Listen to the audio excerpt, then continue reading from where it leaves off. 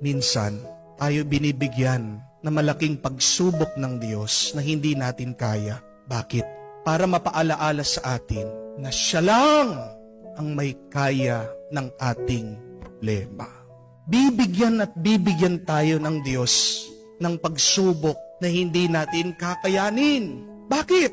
Dahil pinapaalala niya na magtiwala tayo sa Kanya dahil Siya lang ang may kaya ng ating pagsubok. Sa tingin niyo po ba, kung kakayanin lang natin lahat ng problema tayo lang, magdadasal pa ba tayo? Hindi na po. Sa tingin niyo po ba, kung kakayanin natin lahat ng problema natin, meron pa bang magbabalik at magsisimba? Wala na.